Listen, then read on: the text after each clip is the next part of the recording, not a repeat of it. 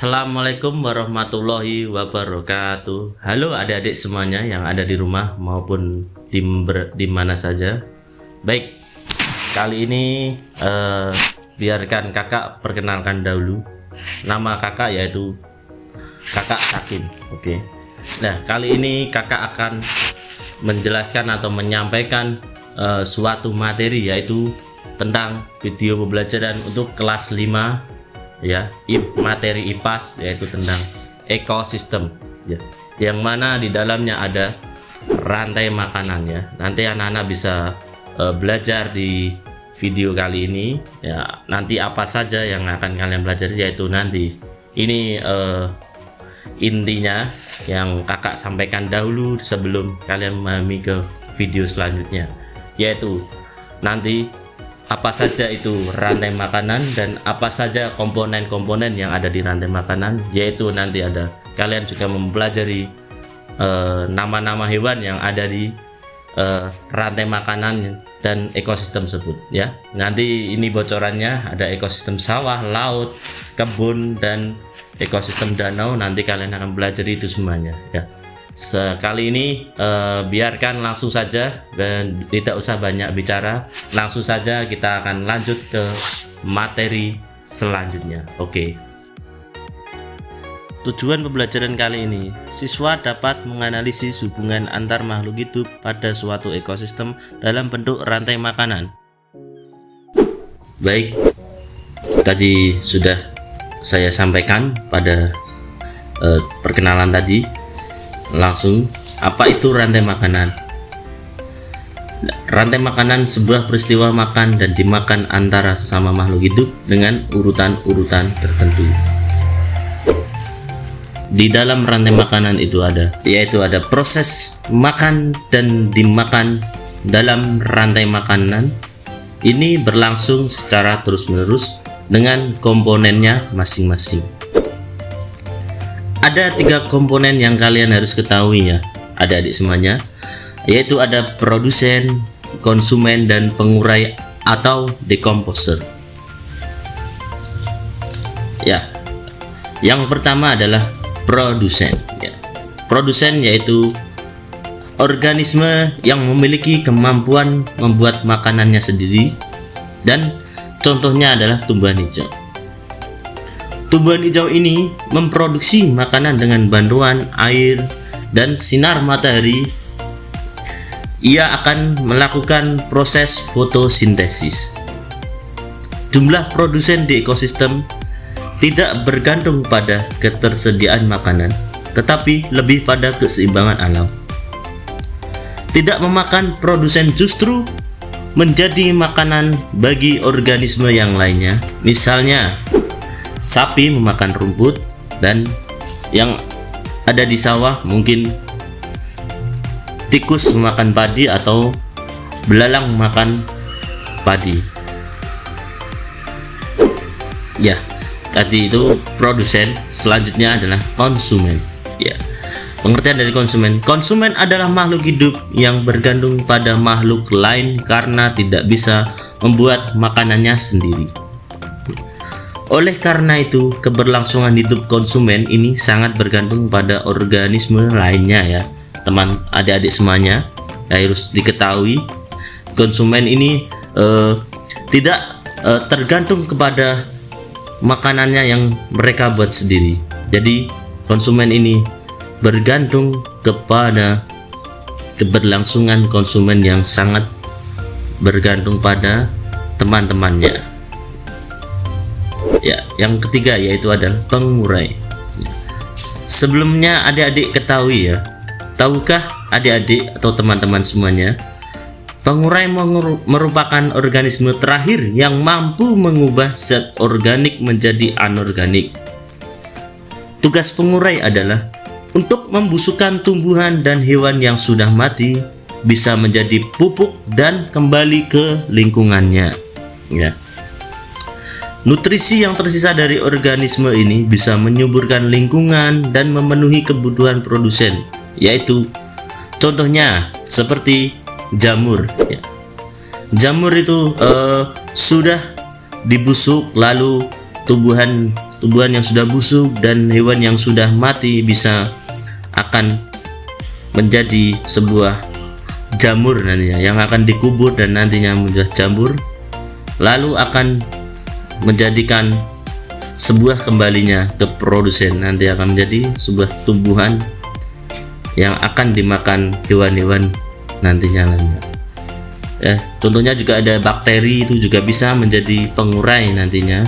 Nah, untuk selanjutnya langsung saja kita teori tadi kalian sudah pahami, yaitu tentang komponen-komponen tanaman. Ada 3 komponen, yaitu ada produsen, konsumen, dan pengurai.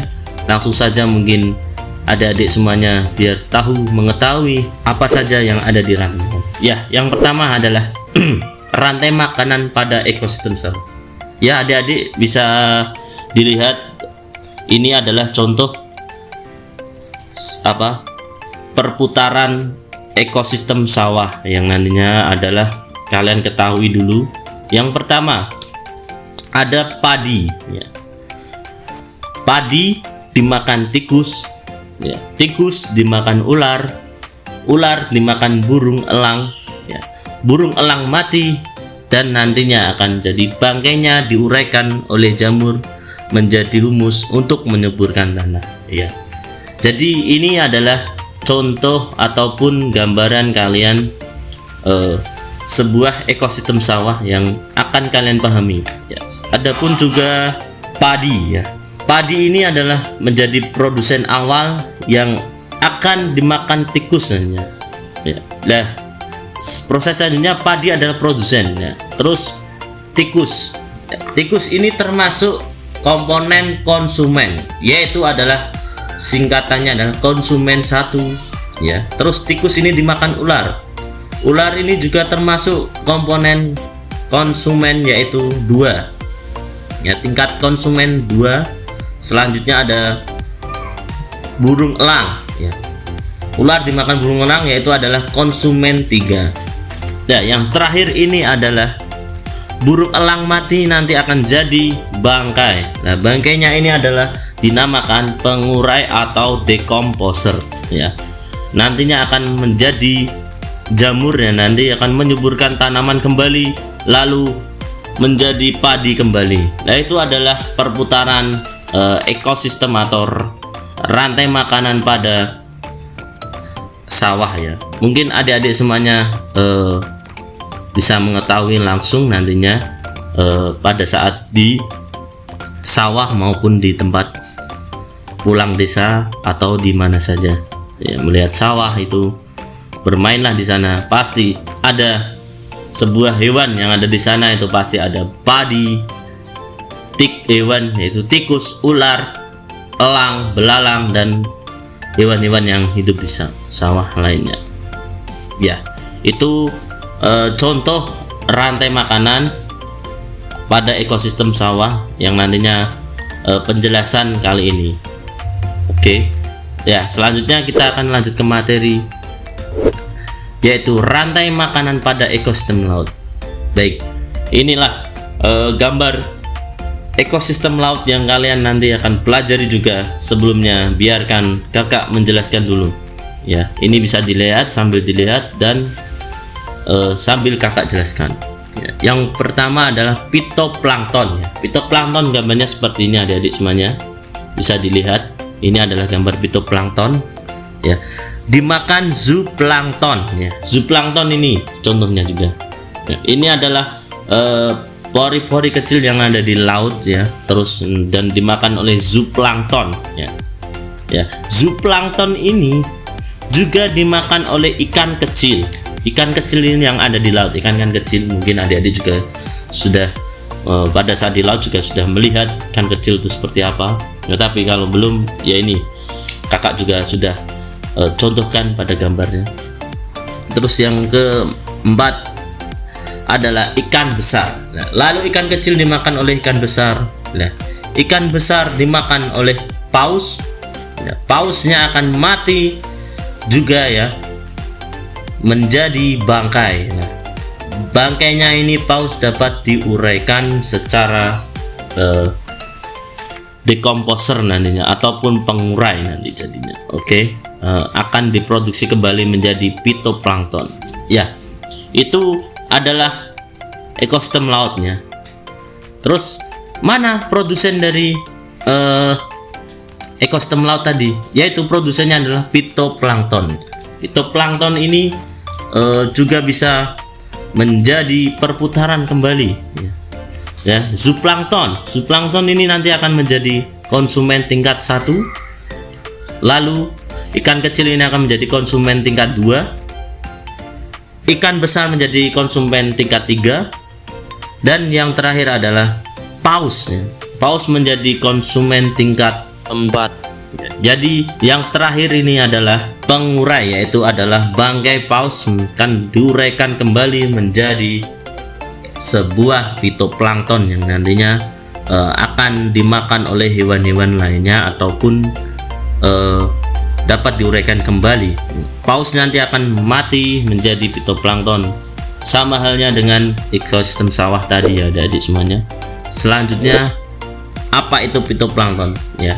Kakak jelaskan sendiri sebelum kalian mungkin masih kebingungan dan masih belum memahami fitoplankton itu apa, zooplankton itu apa ya. Ini biar lebih jelasnya kakak jelaskan sekalian ya. Oke, sambil dilihat gambarnya.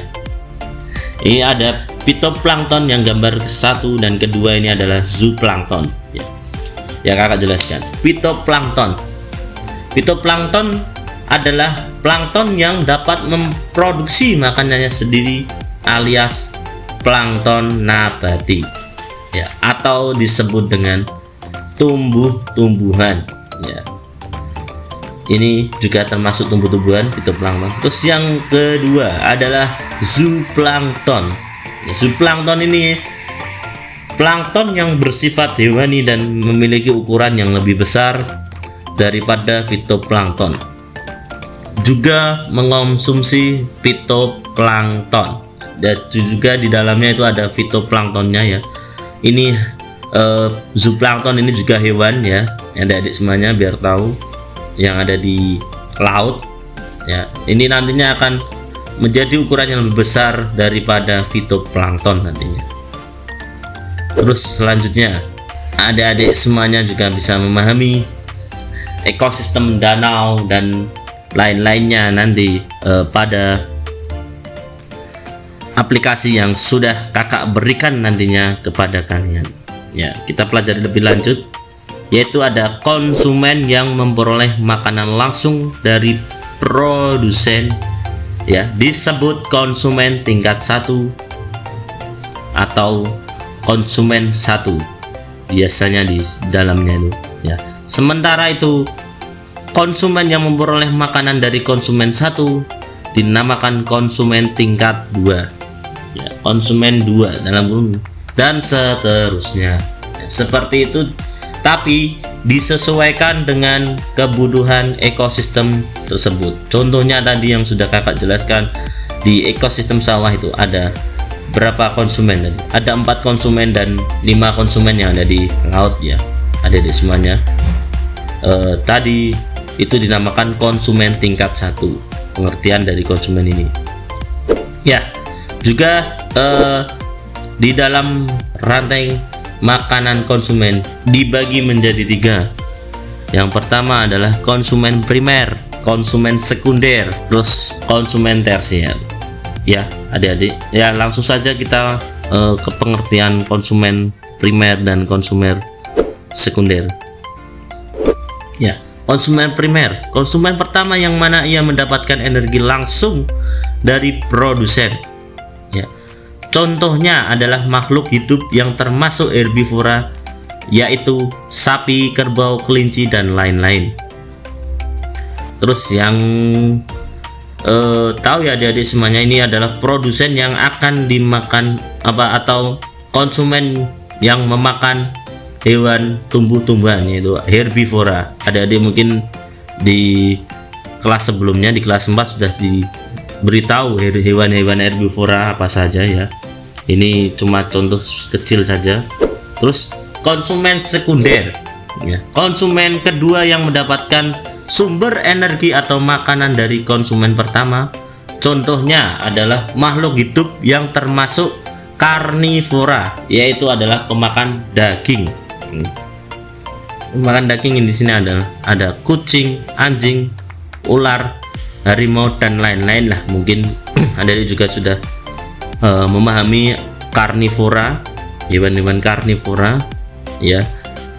Terus konsumen yang terakhir adalah konsumen tersier ya.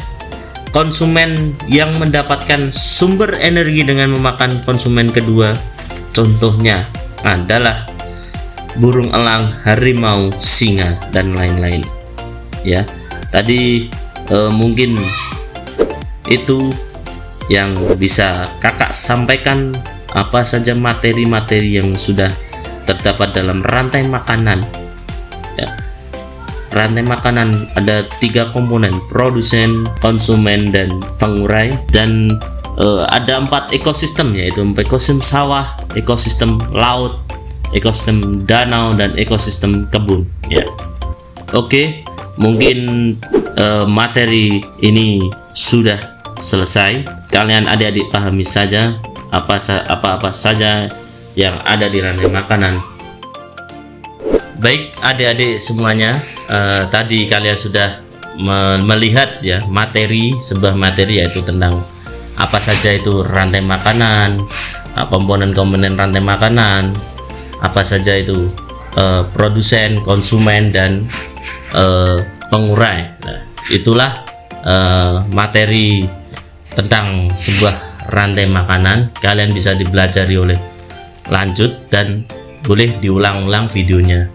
Oke, sebelum itu nanti kakak mengucapkan terima kasih telah menonton video ini. Jangan lupa subscribe dan follow YouTube saya dan support. Nah, untuk materi-materi yang kalian sudah pahami, tolong nanti bisa diterapkan di sekolahan maupun pada saat sains ataupun dan lain-lainnya. Oke, cukup sekian dari kakak. Wassalamualaikum warahmatullahi wabarakatuh.